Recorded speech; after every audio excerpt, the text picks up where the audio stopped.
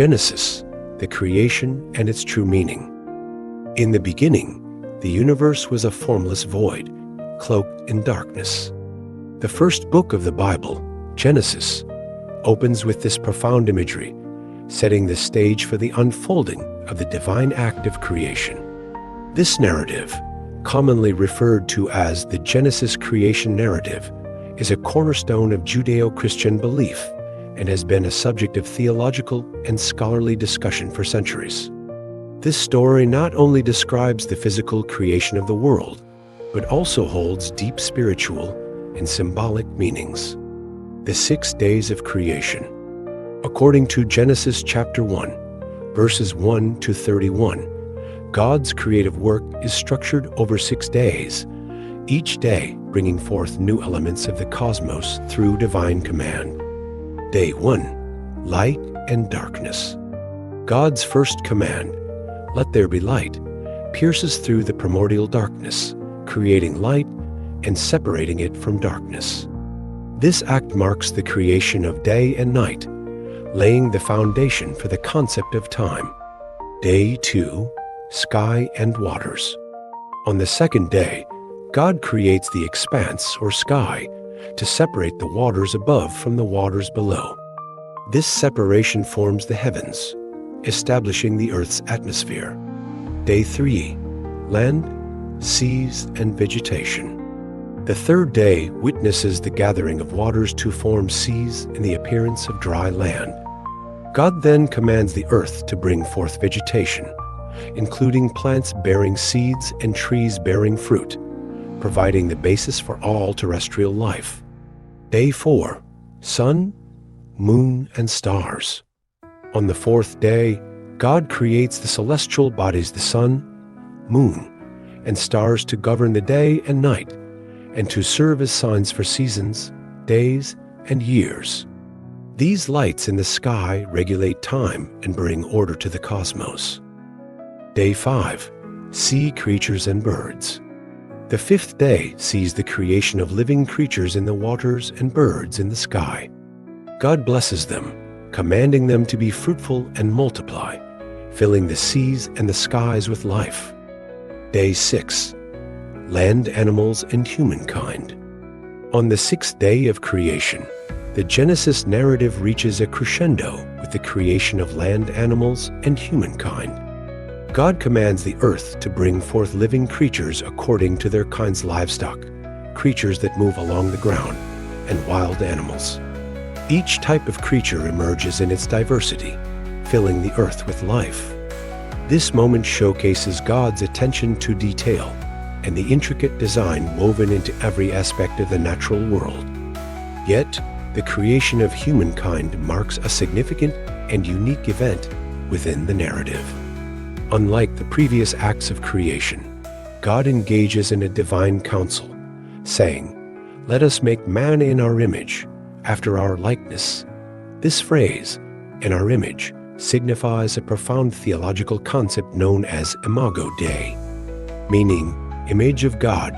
Humans are not merely another part of creation, but are endowed with a special status and purpose. Being made in God's image imparts several key attributes to humankind. It reflects the capacity for rational thought, moral discernment, and the ability to form relationships. We possess a spiritual dimension that connects us to our Creator, enabling us to engage in worship, prayer, and ethical reflection. This divine image also implies creativity, stewardship, and dominion. God grants us the authority to rule over the fish of the sea, the birds of the air, and every living thing that moves on the ground. This dominion is not a license for exploitation, but a call to responsible stewardship, caring for the earth and all its inhabitants. Furthermore, the narrative highlights the creation of both male and female, emphasizing the equality and complementary nature of genders. Together, men and women reflect the fullness of God's image and are entrusted with the mission to be fruitful and multiply, fill the earth and subdue it. This command establishes the family as the fundamental unit of human society, fostering community and continuity. The creation of humankind in God's image also carries a relational aspect.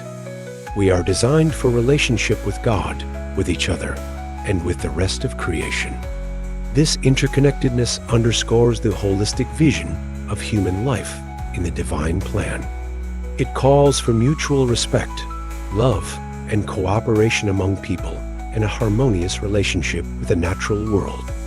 In summary, the sixth day of creation not only showcases God's creative power, but also reveals the unique and exalted role of humankind within the cosmos. Being made in God's image bestows dignity, purpose, and responsibility, inviting us to participate in the ongoing work of creation through stewardship, creativity, and relationship. This divine calling shapes the identity and mission of humanity, offering a profound sense of meaning and direction within the grand narrative of creation. Day 7. Rest. The seventh day is sanctified as God rests from all his work, establishing the Sabbath. This day of rest underscores the completion and perfection of creation. The Genesis creation narrative is rich in symbolic and theological meaning. It conveys the sovereignty of God, the goodness of creation, and the purpose of humanity within the divine order. God's sovereignty and power. The narrative emphasizes God's omnipotence. Through mere words, God brings the universe into existence. This creative power underscores God's ultimate authority and control over all creation. After each act of creation, God declares it good, culminating in the declaration that everything he made was very good. This repetition highlights the inherent goodness and harmony of the created world, reflecting God's nature. Humans are uniquely created in the image of God, imbuing them with inherent dignity and worth. This concept, known as Imago Dei, signifies that humans reflect God's attributes, such as rationality, morality, and the capacity for relationships. It also establishes humanity's role as stewards of creation, responsible for nurturing and protecting the earth. The seventh day introduces the concept of the Sabbath, a time of rest and reflection. This practice becomes a cornerstone of Judeo-Christian life, symbolizing trust in God's provision and the importance of rest in the rhythm of life. Some scholars interpret the Genesis narrative as depicting creation itself as a cosmic temple. This perspective views the Garden of Eden as the Holy of Holies, with Adam and Eve serving as priests within this sacred space. This temple imagery reinforces the idea of the world as a place where God's presence dwells and where humanity is called to worship and serve. But we will be discussing this more on our future content. According to our Desiring God, the creation narrative is not just an account of how the world began, but also a message of hope and promise.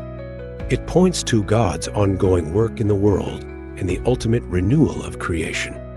The Apostle Paul, in his letter to the Romans, speaks of creation, groaning and awaiting liberation from its bondage to decay. This eschatological vision aligns with the Christian hope of a new heaven and a new earth, where creation is fully restored and redeemed. The Genesis creation narrative is a profound and multifaceted story that offers insights into the nature of our God, the goodness of creation, and humanity's unique role within the divine order. It provides a foundation for understanding the world and our place in it, while also pointing towards a future hope of redemption and renewal. Through this narrative, believers are invited to reflect on the majesty of God's creation, the depth of human responsibility, and the promise of a restored creation in God's eternal plan. This ends our content for today. I hope you have learned and understand more on the true meaning of Genesis, the creation. Please do not forget to like, subscribe, and hit that notification bell so that you will be notified when we release our next episode. This is Spiritual Sanctuaries. Have a nice day, everyone, and God bless always.